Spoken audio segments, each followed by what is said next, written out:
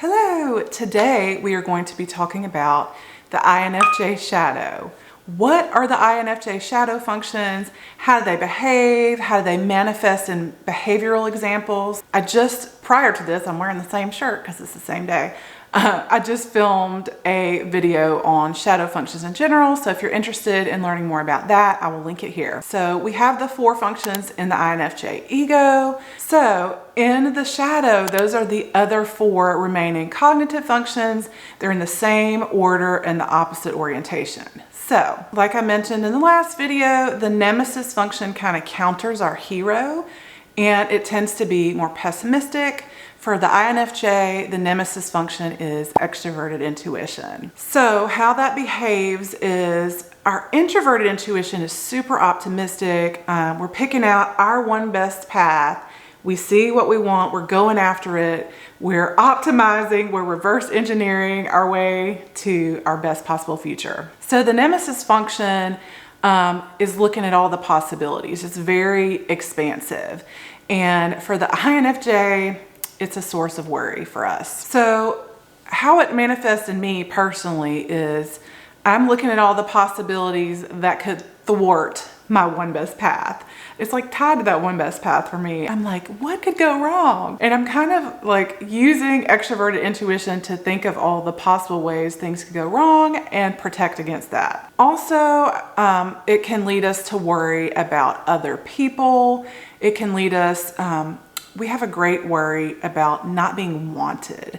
NE in a more optimistic spot wants to be wanted, but it's a lot more optimistic, a lot more positive. For the INFJ, we have a fear of being unwanted. So if we catch a whiff of that, especially in dating, but really in any kind of friendship or any kind of family dynamic, anything like that, if we see signs that we are unwanted, we're going to pull back. This can be extremely tricky, and it can cause us to misread situations and see possibilities that actually aren't even there because it comes from that negative point of fear and we're afraid someone doesn't want us.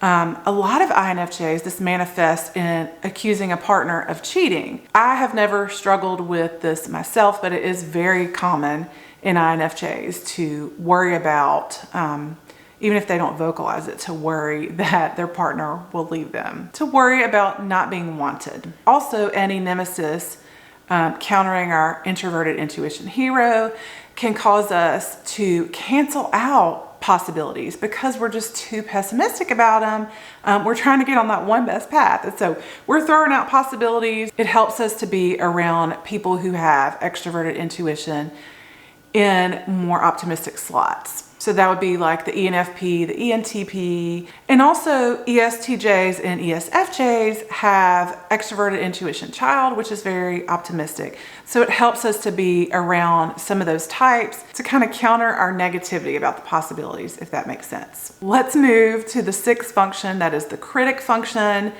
INFJs have FI critic, that is introverted feeling. It's weird. This can manifest in several different ways. Just in general, we're a lot less aware of how we ourselves feel than the people around us are feeling. It's a weird problem to have. A lot of times I can feel sadness or anxiety from other people and I kind of take that on.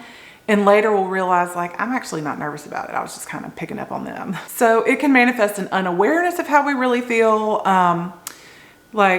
Sometimes we need time to process before we express our own feelings. You can work on this though. I have myself worked on this.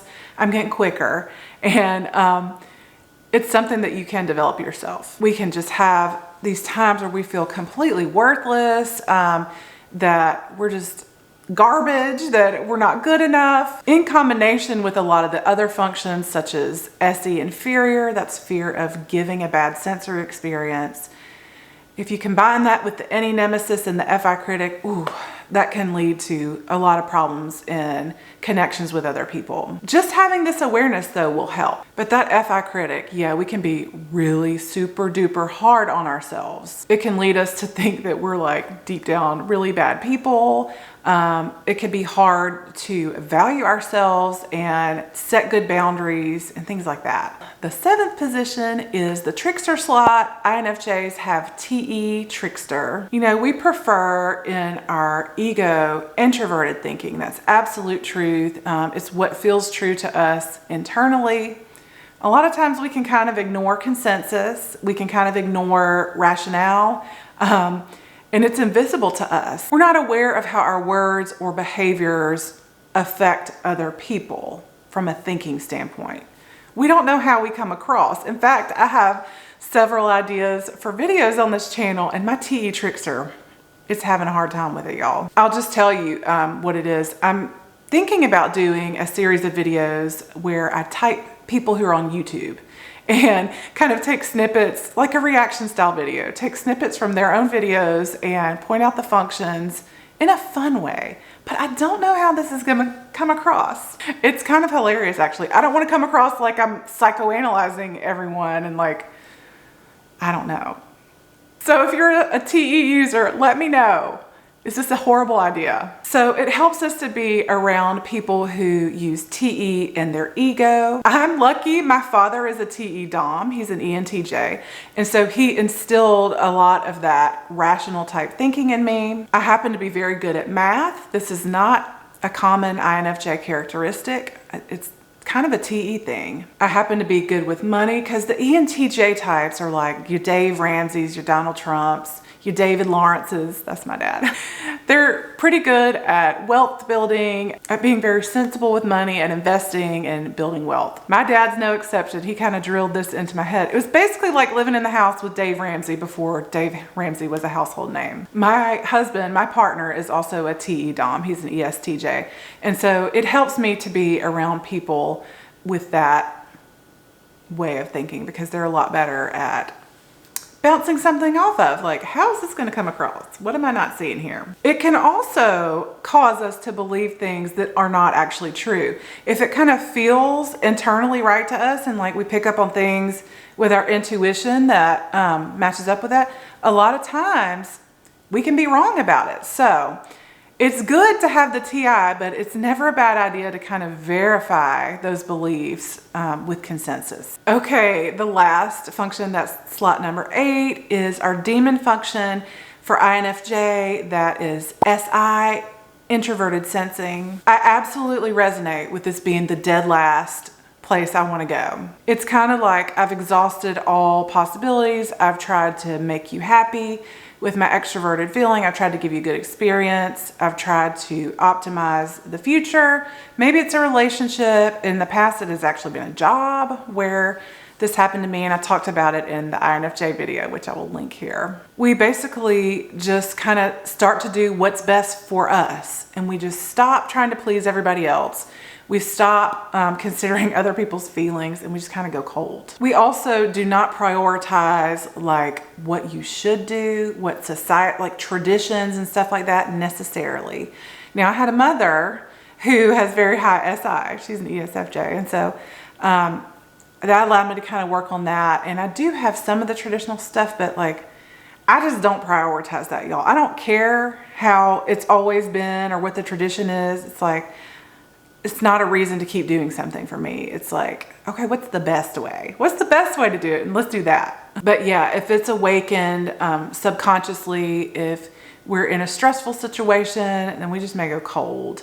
We may go cold on people and just literally ignore extroverted feeling, ignore extroverted sensing, and just go into SI and like, what's the right thing to do for me? There are other sides of our mind, but the ego and the shadow is where our 8 cognitive functions lie. That's how it all shakes out for us. So our unconscious is an ENFP, and just think about how an unhealthy ENFP would.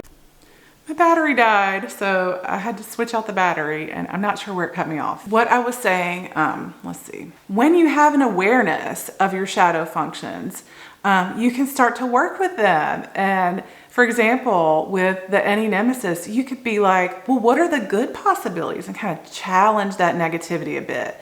be like, what if it works out? Or what if I am canceling this out too soon? What if I need to examine this possibility a little bit more and give it a chance? For our FI, we can really work on being in tune with our inner flow and like actually what's going on inside of us, and setting up breaks throughout the day where we kind of connect internally and just to kind of see what's going on in there. We can also practice personal expression.